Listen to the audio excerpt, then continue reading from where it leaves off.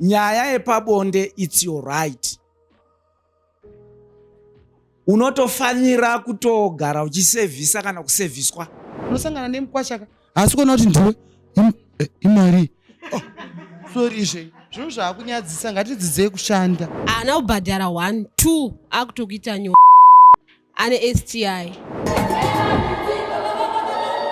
In Zimbabwe, commercial sex workers continue to raise deep concerns over the stigma they encounter in places where many seek hope and acceptance, places of worship. During a recent dialogue session held in Harare between sex workers and religious leaders, participants openly shared their experiences. Many sex workers say that instead of compassion, they are often met with judgment because their work is considered immoral in society.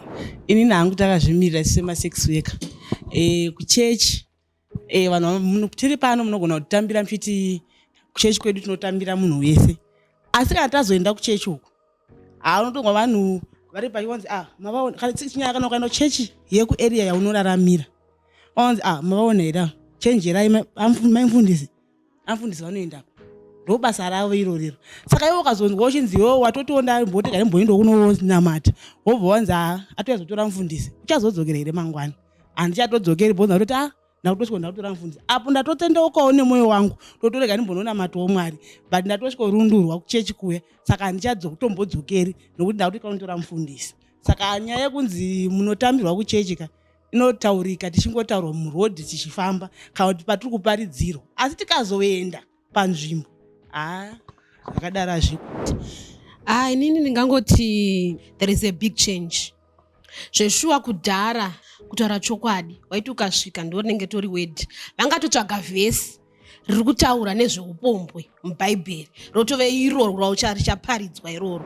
Nangu semunhu akabata basa iri kwenguva yakati rebei, ndiye munhu wandanzwa ari kupupura kuti kwavo munopinda ipiko ndokupi urugamuchirwa tendewo kuti kwedu augamuchiriwe. Mwana wako chaiye kana aitadza kugamuchirwa mukereke achinzi mwana wehure, kwakuzoti amai vacho hure racho rinoyedzegwa rakamira patachilaini irogamuchirika sei? Mafundisi avatigamuchiri, kusanganisira nevana vacho vemafundisi chaivo havana respect kwatiri, vane vachingoti ma-sex workers. Ukaenda kuchechi kwacho musi wewomboti wamboenda kuchechi kwasinganyatsi kuzikamwa, pakanguva nohani anokuziva ukanyatsi kuti Mwari makamwa Mwari. Maona masimudziro angaita magaro. Varume vedu vanoita sei? Vanoenda asi maimufundisi anosvetoka kusvikapa. Hatisati takugamuchiriwa mumakereke ndomaonera toita edu kwedu kusitondiricho. Izvi hazvimbogamuchirike because ukaenda kuna mufundisi unotaura problem yako. Baba vanoti munozodzoka ndagara nevana vesangano toona kuti zvinogamuchirika here problem yenyu tokwanisa kuisova pamwe chete nevamwe ndaziisawo vamwe. Alright, ndoda ngotaurawo ndakazvimiririra. Ndakamboenda kuna mufundisi nedambudziko rangu. Vakati nyaya yako ndainzwa asi ndotanga ndanoudza amai. Nekuda kwekuti amai vakanzwawo nyaya vanofambisawo mashoko omabhururu ava ndauzodzokerawo kuna mufundisi. Ndakazotya kuti nyaya dziya dzikazosara futi chechi zvinobva zvatodhakwa kutoenda kuchechi kwacho nakutozoendeki. Various religious leaders emphasize that their calling is to serve everyone. They emphasize that as preachers, they do not discriminate and believe that every individual deserves dignity and spiritual support. From my understanding, from religious point of view, Christianity point of view, in the kingdom of God, there is no exclusion or segregation. Methodism believes in the scriptural holiness, that what is written in the Bible should not be defied. All those who have been given the responsibility as ministers of religion or leaders, their mandate is to uphold the scripture sanctity. Because Titus 2 verse 11 teaches us that for the grace of God has appeared that offers salvation to all people. Simply saying, the grace of God, which is the love of God, which is unconditional love for those who love him regardless of their actions or worthiness.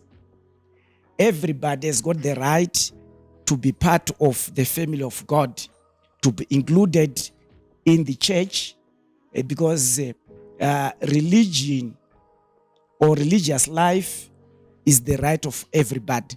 If you go to United Nations Declaration of Human Rights, 1945, it asserts that human rights are entitlements for everyone, which gives one his or her dignity, be it spiritual, physically, or social. So from the religious point of view, there is no segregatory treatment that is given to everyone. Everyone has got the right to be in the front of God. I think when it comes to the word of God, it's straight. It love God with all your heart, all your mind, and all your soul, and love your neighbor as you love yourself. Kuna kunombodzidziswa kuti munhu agamuchirike. Dambudziko riripo pakugara kwatinoita. And dambudziko riripo pakuti kwatiri kushumira kune vamwe vanoshumirika kuti vamwe vari very hostile. So dambudziko iroro ndio rinozoita kuti tiite nhauro yakadai yokuti vamwe vazogamuchirike, but hakuna shoko rodzidzisa kuti vanhu vasagamuchirike. Taking for example where I'm coming from, it's a marginalized community, and we preach nothing plus or minus but the word of God. I think some of the audience are here can verify and agree. When we preach the word, we preach the love of Christ. We don't condemn, we don't discriminate, we don't stereotype. But the problem is, some they want change, and some they don't want change. And I've noticed there's hostility between the two groups. Since we are living in the same community, we know each other, and we know our characters, and we know our backgrounds. The problem is, when the word is being preached, the pastor preaches the word of God, but other congregants and other of our sisters, the way they present themselves or the way they relate to one another, zvoramba zvakabata kanyaya yekusagamuchirika neugamuchira between the two groups. Nichandinoona hangu mukati mekurarama, munhu hautarisire umwe munhu kuti ndakuenda kuchechi ndichanzi namainingi zvakati, ndichanzi neuyo zvakati, nokuti iye wauri kufungira kuti achakutaurira kuti mawaona wakuya kuzotitambira, wazivawo zvaanoita here mukurarama. Iwe kana wada Mwari, ida Mwari nemwoyo wako wese. Munhu anoenda kuchechi ari kuendera kuti anamate Mwari, sezvo takasikirwa chii pasi pano. Kuda Mwari kunamata ndozvatakasikirwa kuti tigorarama upenyu hwedu hwakanaka. Noti zvekuti hanzi ndichanzi nanhingirikini, mawaona wauya kuzotarisira varume wedu, kwete, handizvo. Ukafunga kudaro, iwe hauendi pamberi paMwari, hauende kunonamata. Uchangoramba uchingoita zvinhu zvako uchitya uchiti ndinozoonekwa unzi ndazonzii. Kana waona kuti mucommunity maunogara uchaonekwa unzi ndo zvauri kuita, enda unonamata. Unogona kukwira bhasi unonamatira kumwe, hapana munhu anokuona waugere naye kana wafunga izvozvo. Zviri kuitwa pano zviri kuedza kuti zvisimudze muwaniko wezvinhu, asi makwikwi andiri kuona tiri kuita tiri kudhonzerana. Vechechi vari kuedza kutsanangura muitiro,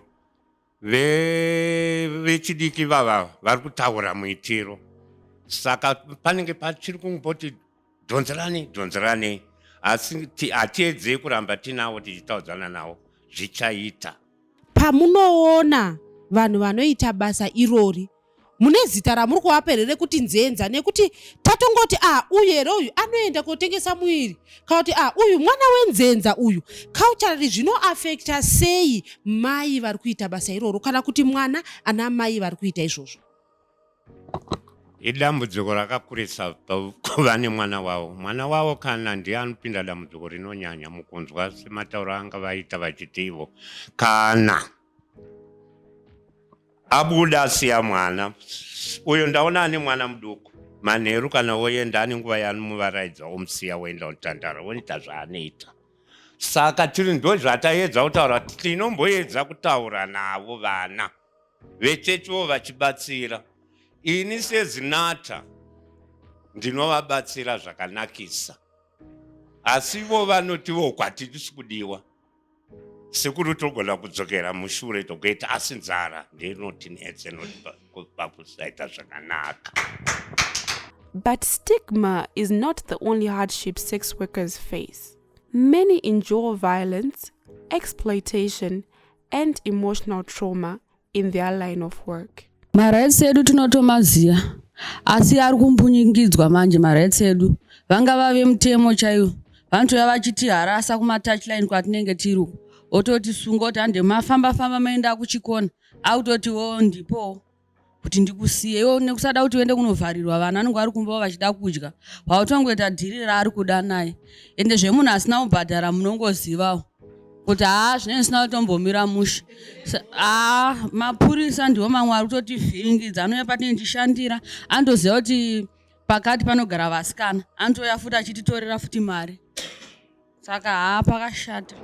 Dangotsigira zvataura nauyu ndopane marights of youth apaipai ana kubhadhara 1 2 akutokuita nyora ane STI. Inini ndinogara ndakabayiwa but STI ka hazviri kuti kana ndakabayiwa prep kana ndiri kunwa prep handichadzivirira STI. Kana akatondiita asina condom ndakutota STI ofuchi kuti ndizokwanisa kumanaja 72 hours dzedze handichakupa pamwe inenge iri Friday pamwe kusesha kwakavharwa ndakutota unwanted pregnancy ende futi pamwe ndakutoita HIV. Saka iyi mapurisa please imbovapaiwo dzidziso vambotimisawo. Emutemo ndo vatotyora ma-human rights evasikana ava zvakanyanya kudarika vanenge ko ma-traditional leaders munorecognize here ma-human rights ema-sex workers ekuti munoti kunyange inini patinenge takagara tichitaura pachivanhu pedu tinovataura kuti kunyange wachita basa iroro asi munhu ndiri kutondera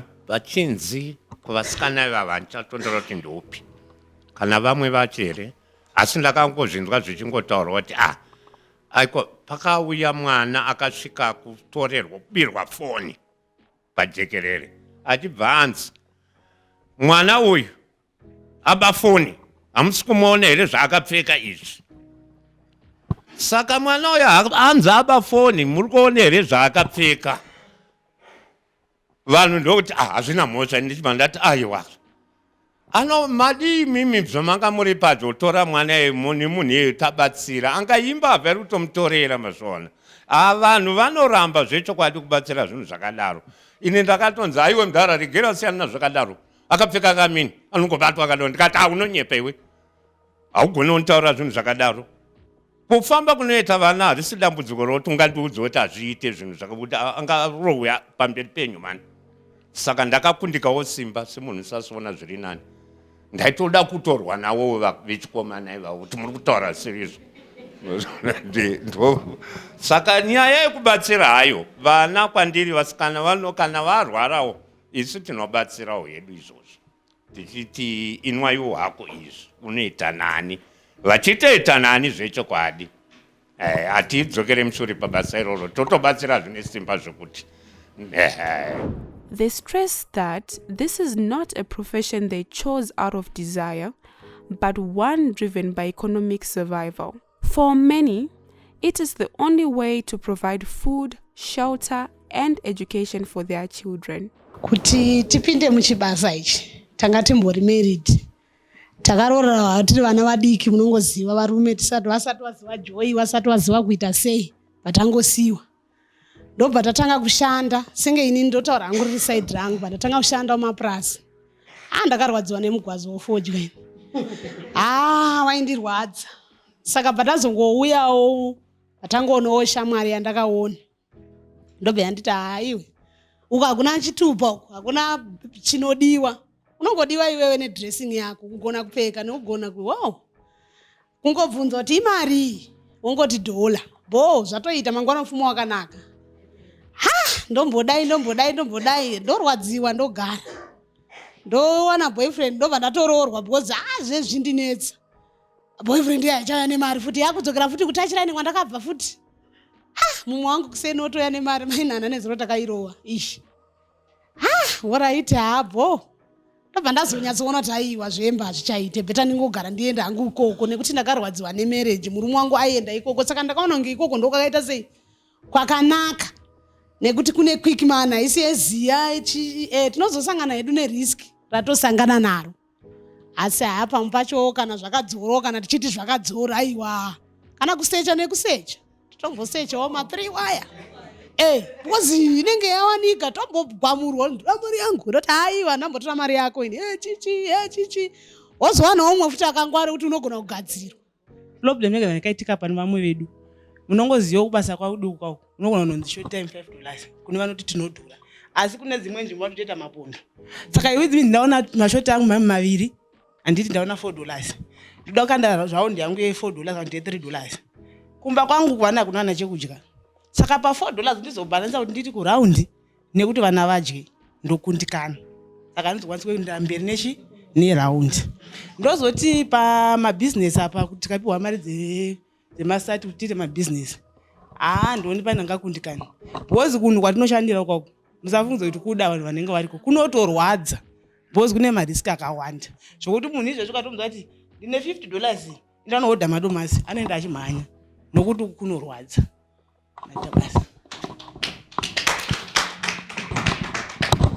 Tinoziva tese kuti munhu kana wapiwa mbeu haizi yekukanga. Ukaikanga hausisina chekudyara. Nekuti tinoziva kuti tsanga 1 yechibage inonokupa miguri kana miviri. Zvichira kuti ukapiwa 10 wane miguru 20. Ukaenda kunogaisa wane hupfu. Asi patsanga idzodzo ukadzikanga ukadya. Saka pana patiri kunzwa vanhu vekuti kana vabatsirika wapiwa chekunzi ichi enda unotanga business. Usatenge hupfu nemari yebusiness. Kana wapiwa mari yebusiness tanga business, you will see the difference. Counselor, if you can come and tell us some of the things that you are doing to help these sex workers. Rega nditende nemukana uno wamandipa kuti nditaure.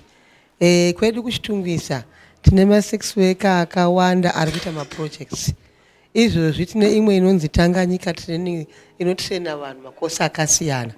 Zvekuti vamwe vari kubika makeke, mishonga yekumadetention nekukirina matoilets. Saka zvinongobva nekuti sex worker wacho ane chinangwa here. Kune umwe munhu wekuti anogona kubatsirwa agopiwa support yese asi iye asina chinangwa. Chakungodwa choti kana wapiwa mari start kana wapiwa zvekuita ungoita uri serious uchitarisa futi kuti une mhuri inoda kudyawo pauri. Saka haisi nyaya yekupiwa pekutangira, haisi nyaya yekuti ndiri kuita izvi just because handida pekutangira. Ukapiwa pekutangira umwe anotora mari yototenga zvekuti atochena atonyanya kuonekera kurodhi ikoko hachatombofunga zvekuti ndaita project.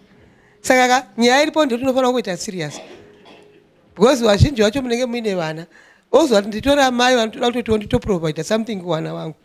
Saka haisi tine maprojects akawanda tiri kuita but nyaya iko ndekungoti ingova serious pazvinhu zvako. Because tinogona kuti kutongopa vanhu vese mari apa ma100 but unozona kuti kuzomuwana naturo kuri kumasikana anenge asina kana sendi because haazi serious. Anenge asitoti atakatonzwa kuti hamenozvo hazvinongoita so unongosina mari ukangoipiwa soka rinoita kufanira munhu anenge atobatwa nedhimoni kungonzwa kuti tenga pamwe pacho anototenga nezvaanazvo. Saka indongona ndiwo problem because vanhu vari kubvuma zvava kubatsirika vari kubatsirika zvechiva chitoita zvinhu zvinoshamisira. Isi kwedu kuchitungisa kwati vano vanhu vakawanda vane zvemakambani zvavo vanobika mishonga vamwe vakatora malaisensi vakutodhirava dzimoti kachena kwana dhabsa chinoona mabasa. Saka imi ndingokurudzira masex worker kuti ngative nezvinangwa ngative serious pazvinhu zvedu tichiziva kuti tigadzire remangwana redu because iye zvinezvika uchiri kuonekera uchiri kugona kufamba chena patechline imbofunga kuti mangwana unomuka waitwa phase out wedoyi kwakapinda mota dzakasiyana siyana ukambonzi nabhara yanetsa ichimbori 1 but yenye dzazara kwatoona dzimwe latest. Saka imi muchatopedzera musina chatombokutarisai mukanamba tachina machimusina chatombokutorai zvatopera. Saka izvozvi zvika nguva ichiripoka ngatishandisei mukana. One sex worker highlighted the emotional complexity of their world. She said it can be deeply uncomfortable imagining the situation where clients turn out to be people you respect or who respect you. Ndine nyaya imwe chete yandafarira yataurwa nakansela. Nyaya iyoyo yandibata-bata. Inondidzosa futi panhau yambonzi pane akamboenda here kuna mufundisi akataura chichemo chake akabatsirwa. Inini ndine kwandinoenda kuUZ togara tichitaura kuti masex workers tinobatsirwa nechimwe chirongwa chekusesha kwatinorapwa nekuUZ kune injection rekudzira HIV harisati razara zvaro asi mapiritsi akuwanikwa kwese kwese. Ndakaenda kuna dhokta wangu iri vhisi rimwe zuva vakandibvunza, Giant, uri kudzikira nei wakwaya panapa une makejizi ako ari kudzikira every month. Chimbondiudza life yako kubva wavhara dho. Maonera ndakaita munhu waMwari, handakuzobvunza hangu kuti munonamata kuchechipi. Ndakavataurira life yangu kubva pazvakatangira kusvikira pastage yandandiri. Vakataura senini sekunge vari kuita mafaniso, vakati unozonditsvaga mande ndinogona kutsvagira mari yekuti uwane. Unokwanisa zvokutengesa? Ndikati waimbotengesei bva ndataura. Ndakazoti ndatozvifunga ndakatorohwa zvavo nebhabharazi makuseni ndakatodhakwa. Pati dhokta wangu vakati ndivatsvagekei. Hai vamuna ndatorohwa nenhamo chimbomhanya unombodhifuraka kumabasa kwedu unogona kurohwa dhifi zvokuti mazuva 2-3 zvokuti unopedzisira unoona kuti hapana zvandiri kuita. Vandanyatsoona kuti hazvina zvanondimira zvakanaka ndibva ndati regedzai ndibate dhokta. Bva ndakumbira foni yeumwe wandoenda naye bva ndataura, dhokta muri sei? Vana kupindura vakazongopindura pazvikanzi Giant ngauya andione kwamakoni kliniki yeUZ. Ndakaenda ndichingo ndiri kuendawo kungonovaona. Ndakasvika vakataura neni, unotengesa zvishuwa? Ndaupa mari haukwanisi, unotengi chikafu kumba, unomwi doro Giant? Ndinomwi. Ndataura navo zvakanaka. Vakabudisa $50 yavo pane 6 months mumashure apa. Vakandipa vakanamata, but ndega vachindinamatira ndakadonedza musodzi kuti munhukadziwo akwanisa kundipa mari yekuti ndinochengeta vana vangu isiri yekudzosa kuti uzondidzoserawo. But pa6 months izvo ndakaya kumba kwangu kwakusina hupfu, kwakusina chiya igona kupera pagrosari. Ndakananga kutaura ndakafunira mwana womukomana ndikaenda kunohodha. Ndinoona kuti ndinohodha zvandokwanisa. Ndikahodha zvandokwanisa. Ndofunga vana sekuru vakatomboya. Ndikavapa spray ndikati sekuru ndozvakuitwa nemwana uyu munoropofadza. Ishoma zvotondiremera kubva pa6 months but ndichiri kumanager $50 iyoyo basi fee yevana, kudya kumba nekudi. Saka ndiri kutaura pabvunzo nzi mukapiwa hamuno indine pekutangira. Indikatopuwa izvezvi zvodarika nemutauni ndinowedzera maspray yangu nemasocks yangu nemavhesi kwakupisa. Imi mukapiwa musananga kumanyati kana mazuva anokubatsirai. Musananga kumanyati, nangai kunohodha. Mospina mari iyoyo, motamba marounds nemukando nevamwe. Mukakandirana nevamwe. Isi tokanda $3 nhasi. Tojamba one day. Tokanda $6. Kura kuti kungochengeta $3 nhasi. Mangwana ndochengeta. Ndokanda $6 after 2 days. Vanhu vangu ndodya sadza nemaveji nemadomasi. Ndakanda round. Pandopiwa yeye ndopiwa futi. Ndowedzera futi staff yangu. Zvotibatsira. Wakomana kunze kuri kurwadza. Varume havachadi zvevanhu. Vakudawo tuma2K sachembera. Munorasa vana nenzara imi. Vakwasha vavako. Unosangana nemukwashaka. Asi kuona kuti ndiwe imari. Sorry she. Zvinhu zvaakunyadzisa ngatidzidzei kushanda. The dialogue in Harare stands as a critical step towards understanding, compassion, and meaningful support, reminding society that behind every label is a human being with a story, a struggle, and a need to be seen. Muchurch tinema programs like women empowerment inodzidzisa kuti munhu ngaashandise nokuwana nenzira dzakachena zvikwanisiro zvokuti munhu ararame. Kana tichitaura nenyaya yewomen empowerment, kuchechi kunoitwa zvemaprojects zvinobatsira. Vamwe vanotoita zvemikando vari sort of maclubs vachibatsirana vachimeka sure kuti iwe chii chawatenga nemari yatakupa iyi, chii chawabudisa, vachikurudzirana. Chidzidzo chokuti women empowerment chiri broad, asi kukurudzira vanhu kuti vapinde maprojects anovabatsira muupenyu. But let me address the issue yandanzwa kuti it seems kuti hatigamuchiriki tinopowa cold shoulder muchechi nevamwe. Let us remember that the purpose of the church, we have what we call as Calvinist belief in physical and spiritual church. This physical church ndevanhu vose mumwe nemumwe ane tunhu twake. Ivavo vanenge vachiku backslide kana kuti vanenge vachiita discrimination vanotori nema weakness, but the clergy and the teaching haipromoti izvozvo. This is why muchiona every day pachitaurwa nenyaya yerepentance. Inenge isingaparidzirwi kune wauya as a newcomer, kumunhu wese kuti atendeuke ade mumwe wake. I think she alluded that love your God, love your neighbor. This is the golden rule that transcends all the Christian denominations.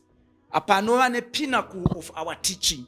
Saka I have to urge our colleagues here kuti zivai kuti vanhu vose vanouya kunhingiriki kuchechi musi oyo vatadzi vari kutsvaga nyasha kufanana newe. Saka usasundwa nemumwe munhu nokuti akudzokora kana kuti uri kudei muno ndoza mabasa ako. Iti nyasha dzawawinga ndo dzandadiniwo dzandavinga idzodzo. I think that's the solution for you to remain in the house of God.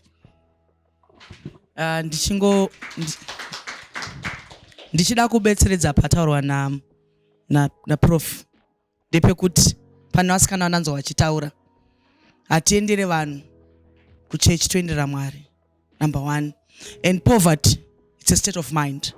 Kusangano kwedu kunobatsirwa vakawanda. Tinotori nestructure inonzi Christian social responsibility inounganidza chikafu, nhumbi, but chatiri very sensitive nacho ndicho kuita kuti titi uyu akadai akamira akadai. But tinongoti maleaders edu ari muchechi, identifyai kumasections kwamuri vanhu vanoda rubatsiro, monzwawo nature of their need, then wetwa shortlisted wopiwa. We have got the likes of Matthew Risike. Community nevana vanhu vachingotsvetwa and vanopinzwa nechechi, vamwe vamaloya, vamwe vakawanda chaizvo. Saka vakubatsira vanhu vari kubatsirwa. But pane issue yandiroda kuadresa, yatiri sikuri adresa specifically, kuti nyaya yepabonde we seem to attach it nenyaya yezvikwanisiro kuti zvokudya, poverty. Nyaya yepabonde, it's your right.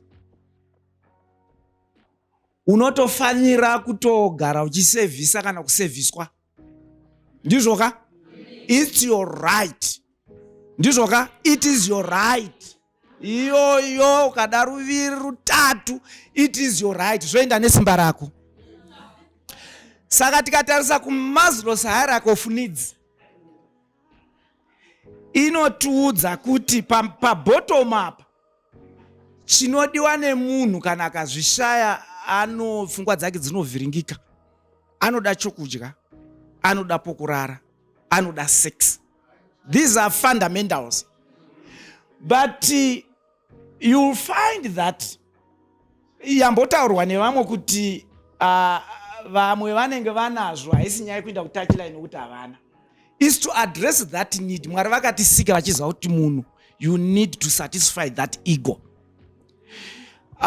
Hence ndo imwe issue inofanirwa kudhiliwa nayo, kubatiwa nayo iyoyo, kuti haisi nyaya yepoverty nokuti zvikwanisiro zviripo. Saka inyaya yekuti kana vanhu vauya kuchechi vasina a partner, isu tinodzidzisa kuti iva nepartner, tinokutsvagira partner.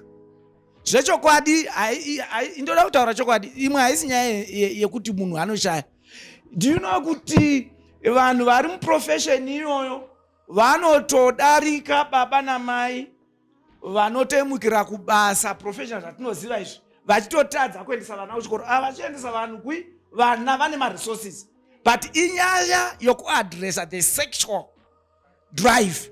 Saka inongofunga ngoti pavanouya kuchechi, patinouya kuchechi, zvidzidzo zvatinosangana nazvo zvinotibatsira kuti titsvage partner. Yatanga tichinzwa sokuti tinoitwa sokusemiwa so. Inyaya yekuti vanhu vakaziva behavior yemunhu, munhu anofunga kuti ndinotorerwa. Ani muri kuona? Saka iyoyo it's not an issue yokuti utize vanhu vanokuita discriminate, asi nyaya yekudzidziswa mukauya kuchechi munobatsirwa kuti muwane mapartners, izvozvo zvinobatsira muupenyu. Do we have any success story yemunhu akawana partner kuchechi akatsvagirwa partner? Patinozodzoka tiri kuda kuzonzwa masuccess stories iyayo ekuti zveshuwa paipaye mufundisi vakataura kuti tinonowana chii vanotiroora, because ivo vanotosungirwa kutaura kuti upombwa huna kuita sei. Ndosaka havana kuti kana mauya rambai muchiita, vati munotsvagirwa wekuti muzokwanisa kuti that sexual need itwe fulfilled. Pane vakambosangana nazvo here kuti vachingoenda vanhu vakabva vati kana kuti hapana akatombovasvikira nekuda kuti vanotoziva profession yenyu. Mauya nebvunzo wakanakisa. Ndichiri kuremember a friend of mine atorawo mudzimai wembawa, saka vakomana uyu akauya mumba kwangu akati Shamwari zvinoita here ndiwane uyu? Ndikati Shamwari mukadzi ana mhosva, kana wangu uyu akatomboita basa iri ari nani, itotora. Vakatoita vana vavo vakatowanda.